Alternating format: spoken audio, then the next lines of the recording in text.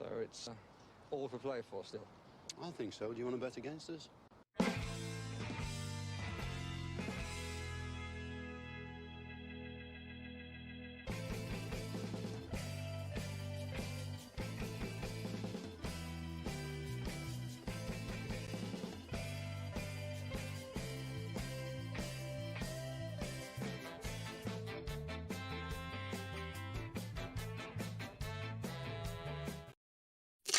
Hi, villains, and welcome to For the Love of Paul McGrath podcast on this final whistle post-match pod of frustrating and disappointing 3-0 loss at Anfield. Aston Villa coming a cropper to some of the same mistakes, the same naivety, the same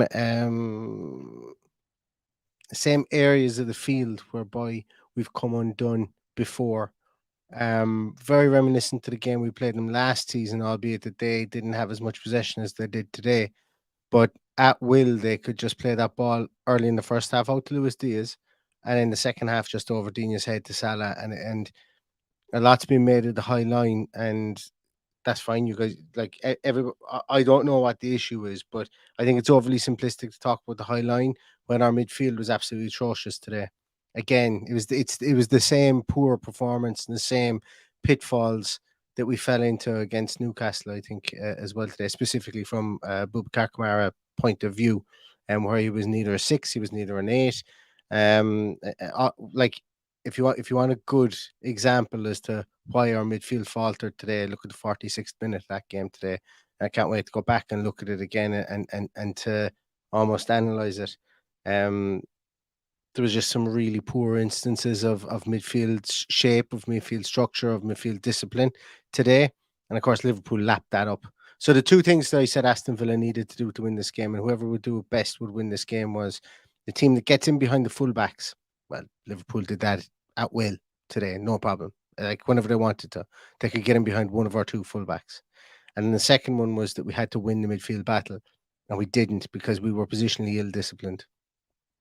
It looked like again that Luis and Kamara were given similar roles to play in midfield away from home, and with a ball dominant team like this, it didn't work. They were very easily passed around in midfield, the two of them, and Kamara's effort and ability to get back sometimes is an issue for me. Has been. It's not something I've been saying. It's not like this is something I'm just saying after this game. It's been an issue for me last season. It's an issue for me when he's on the ball. Kamara is very good. It's an issue for me last season. It was an issue for me in the Newcastle game as well. I'm quite annoyed at that game. Quite annoyed. Even little things. Like the third goal, there was an element of fortune. Don't get me wrong. There was an element that the strike from Szoboszlai was brilliant, but for that ball to go through that amount of bodies and not get a touch could be seen as fortunate. But a wonderful strike, wonderful strike. Stupid corner to give away. Pau Torres gave away a stupid corner there. Second goal ricochets off the post. After poor defending from Luka Dean, Matty Cash gets caught, and it hits off him, goes into the back of the net. Element of fortune, I think so, albeit that we've been torn open, but still, just because we were torn open doesn't mean ball should hit the post, come back off one of our players and go in. And then the third goal as well, a flick on from Darwin Núñez, and to have somebody at the back post like that, that was the most annoying goal for me. The third goal, just annoying, like annoyingly simple, annoyingly how will I put it? It was annoyingly disinterest. There was an annoying amount of disinterest at times, or during that passage of play for that corner. And actually, I'll go so far as to say during the game there was periods of time in attack where we looked really disinterested, and then there was other periods of time where we have to. And this is talking about the players individually. A couple of people have messaged me and said, "Is it time?" or not? Is it time? But told me it's okay to give out about Unai Emery. And I think there were one or two baffling things as well that we do need to talk about in the tactical side of things, and that's fine. It's okay to say it. Still think he's top 5 manager in the Premier League, so you can talk about A and still think B as well at the same time. But with regards to players, I thought, like Watkins didn't do anything again today, and Bailey gets in his way for that goal, for the ball that comes across. That should have been a goal. I think we scored there. It's a completely different game. Header from Matty Cash. at the back post. If that drops to probably anybody else with an attacking bone in their body, they might be able to put it either side of Allison. But he did really well to do that, to get his head on that ball, should I say. Thought John McGinn was a bit anonymous at times today as well. On first viewing, open to correction on that one though. Thought he was a bit anonymous playing out on that left hand side again. He's not the same John McGinn that plays on the right hand side, So it's there's a lot. There was like as I say, that performance was similar, and I hate when we lose and we don't affect the game as much as we do when we have similar performances to when we lose and we don't affect the game. That's an annoying point. That's an annoying thing for me. Also, I meant to say at the very start of this that not because Aston Villa lost, but because I have a sleeping child who's bound to wake up any moment, I may need to leave this podcast a small bit early. So apologies about that. So let's talk a small bit about the Unai Emery piece. I'm still here, kind of. I could potentially see what, like, I made an excuse on Twitter for why Bailey was brought on when Diego Carlos went off, and that excuse was the outball to Luis Diaz was there at will throughout the whole lot of the first half. And I think maybe the idea was to bring on Bailey so that we'd have almost a 4-4-2 structure there, and it didn't work. It certainly didn't work. Very ineffectual again today. Can't play away from home, and just offered very, very little. Got in the way of Ollie Watkins for that ball into the middle. Took an awful lot out of the ball. Slowed play down around the edge of the box. Does these one or two little jinks with the ball when we're trying to attack quickly. Allows the other team to get back into position again. Just a typical Leon Bailey performance, I think, with the ball at his feet, and an underconfident Leon Bailey. When we're down 1-0, probably the person you don't want coming in is Leon Bailey. I would have preferred to bring on Callum Chambers there or Clement Langley and stay with the 3 at the back approach, the 3/5 at the back approach, but we didn't. And I think that, like, Unai Emery made that decision. Clement Langley had the top off. He sat back down. The decision was made for Leon Bailey to come in. So somebody made that decision. I think it was the wrong decision. I think they made up for that decision, or not even made up for, but they put their hands up and said, yeah, wrong decision, by taking Bailey off again. And the 65th minute. So Bailey came on after 19 minutes, came off in the 65th minute, was replaced by Nicola Zaniolo, who was very ineffectual. But then again, we're 3-0 down, and the game is completely dead at that stage. So I think that was definitely one issue. If Unai Emery wanted Boubacar Kamara and Douglas Luiz to step back as far as create as little a gap as between the high line and midfield, again, that's an issue. That's a problem. That is a coaching issue that needs to stop. It has to stop. And I've said it before. If you're playing a high line, and I know that there's different patterns of thought on this. So my pattern of thought isn't always correct, but this is my belief with it. Okay, I know I've been in discussions whereby there's been different patterns of thought as to why you should stand on the defender's toes like this. I don't agree with it. So I'm just putting that one out there. And you got and just go and research it. Go and look at what other coaches talk about it, and look and see what other philosophies with regards to it. I personally don't agree with it, and I think, and the reason I'll tell you why is that when you do that, you create an opportunity. So you concertina up the midfield and the forward line, or the midfield and the back line, and you concertina up their midfields and their forwards.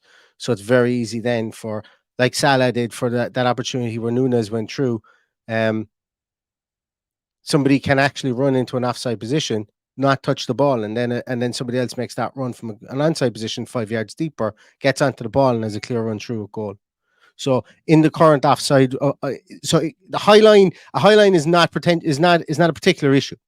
All right, it's symptomatic of what's going on at the moment, but it's not a particular, and it is some part of the issue here. But whenever people talk about the high line is stupid, the high line cannot have the two central midfielders sitting back so deep, because it just creates lanes straight through the middle for people to run at, specifically if there's a diagonal ball.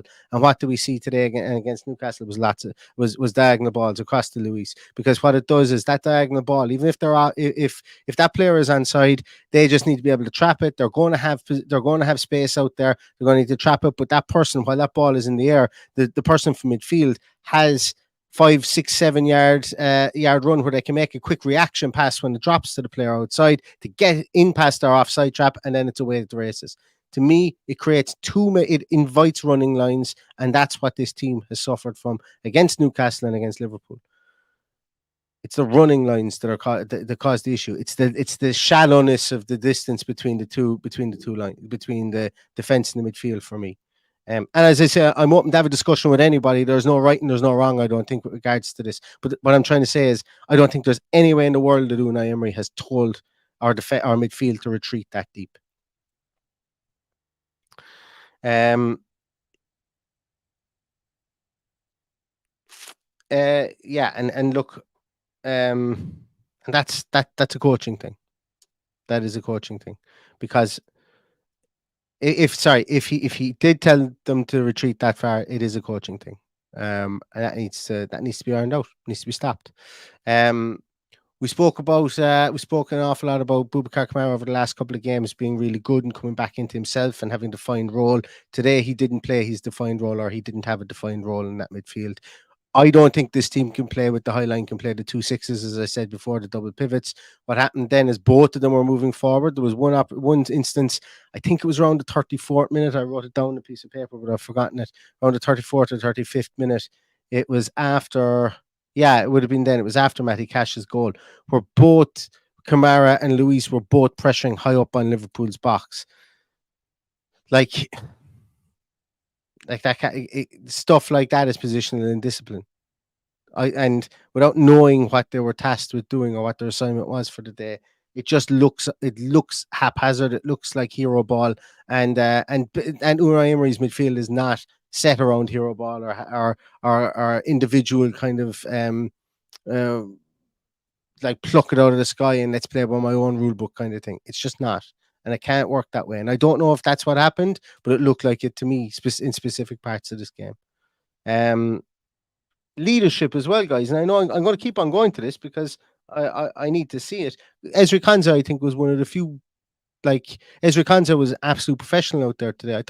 I actually thought he played pretty well out there today. He was under the cosh. He was under a lot of pressure. His covering runs were quite good. His, he had to cover for Pau Torres a bit. And then obviously when Leon Bailey came on, Cash moved back to right back. He had a small bit of help there, but still there was covering runs needed from both centre halves into the channels. I thought Luca Dean, once he went back into that specific flat back four, was on toast. And that's like, I'm not having a massive go at him or anything like that. Just literally, he was left out there and isolated on an island, and they had their way with him. And that's the way Liverpool do this. Liverpool will game plan and they will hit that spot that is uncomfortable every single given opportunity. And that's why I said that John McGinn was a bit anonymous, and I'm open to correction on this as well, because as I say, when you watch it once, we might have a situation where we've got different opinions of different people. But John McGinn was neither here nor there with helping him, because McGinn was pulling into the centre to cover for our two central midfielders, who I think were ad-libbing and doing their own thing at times. So that is an issue as well. Diaby tried, but there was very little coming from up top with him as well. And it's like it was a disjointed performance from top to bottom, I think there. And there's going to have to be work done on shape work, I think, throughout the course of this off season, or this mini break, shall I say, with the international break. I don't know if you guys can hear in the background, but I do have some crying happening on my monitor, so I do apologize. I would love to stay a small bit longer, maybe show up the areas here on Who Scored where I think the Villa were exploited, but I'm going to do another podcast on it because I need to go and tend to the young fella. Sorry I couldn't come to any of your comments. I know that there was a couple of super chats in there as well. Look, as I said, Matt Hanlon, thank you so much as always. Liverpool bossed the midfield, as I say, and our off the ball movement wasn't there. You read my mind. And Dara, fair play to you, Liverpool fan. You needed one of the chances to go in the first half anyway. There'll be many better days for you this year. Have a pint on me and see you next week. Dara's actually coming to the gig as well. He's a great mate of mine, so that's why I tolerate him in the chat. and Dara knows his stuff as well. You can sit down and have a chat with Dara later on because he's a UEFA qualified coach as well. So so there's that too. Right, I'm going to have to leave you go, guys. I have to tend to my child. Claret and Blue are starting up in a couple of minutes as well. If you want to go there and get more analysis on it, great Frankie from All Villa No Filler is going to be on with Dan later on. And I will be back. I'm going to get Paddy on to try and get his thoughts maybe tomorrow and do more of a kind of an analysis of the game once I get to watch it back. Disappointing game. I wanted to come on here spitting feathers, but I haven't really processed it enough yet, and there's just a couple of things that are so annoying that I want to watch them back and highlight them to myself again before I talk about them. But thanks so much, everybody, for your time. As I say, it wasn't to be. International break coming up, live podcast coming up next weekend. I love you all for watching in, and in the meantime, stay safe, stay healthy, and all that's left to say is up the Villa.